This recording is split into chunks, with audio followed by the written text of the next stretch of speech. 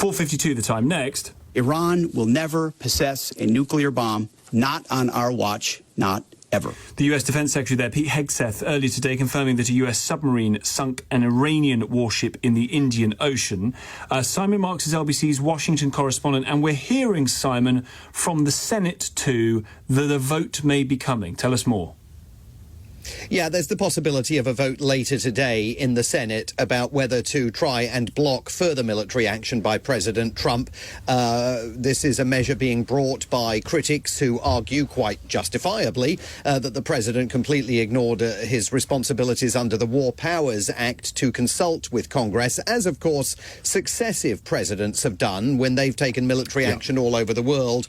There does not look like there is a snowball's chance of that vote securing the support it needs to pass, because, of course, the Republicans remain in the majority in the Senate. There is breaking news coming in that is being monitored by a colleague of mine, that journalists in Erbil in northern Iraq say that they have heard up to 10 explosions in that Kurdish city. And this is important because it comes at a time when reports here indicate that the CIA is preparing to try and arm the Kurds in northern Iraq, hoping that they will go into Iran and they will be the ones that try and foment the regime change that is still on President Trump's list of objectives for this conflict, but notably not on the list of objectives that is being promulgated by the Secretary of State Marco Rubio. So explosions in Erbil this evening, and we're waiting to get more details on those.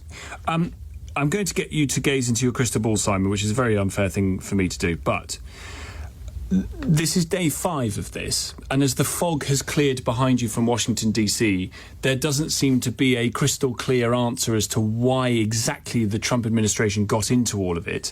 And we've had a briefing here from a Western security official who has basically said, don't rule anything out. So where does this go?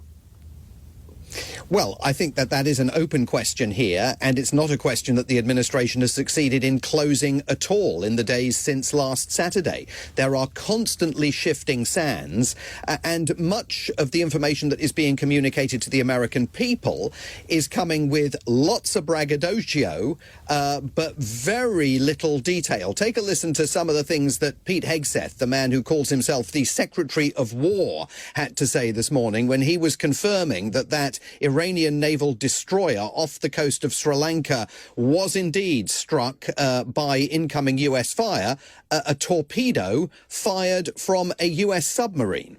An American submarine sunk an Iranian warship that thought it was safe in international waters. Instead, it was sunk by a torpedo. Quiet death.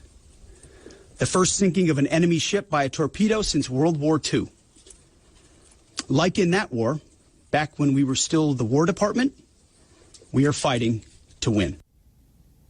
First sinking of a ship by a torpedo fired from an American submarine, of course, since the end of World War II. You know, Pete Hegseth does not have the normal qualifications to serve as America's defense secretary, but Donald Trump loves him because he conveys a message that might as well come, as the president himself put it, from central casting. Here's more of Pete Hegseth earlier today. In under a week, the two most powerful air forces in the world will have complete control of Iranian skies, uncontested airspace. I hope all the folks watching understand what uncontested airspace and complete control means. Iranian leaders looking up and seeing only U.S. and Israeli air power every minute of every day until we decide it's over. And Iran will be able to do nothing about it. But in terms of specifics, we didn't get many from him today. When he was asked how long this is all going to last, he said, could be 4 weeks, could be 6, could be 8, could be 3. So it could be anything, really. The fog descends again. Simon, thank you very much indeed. Simon Marks, LBC's Washington correspondent.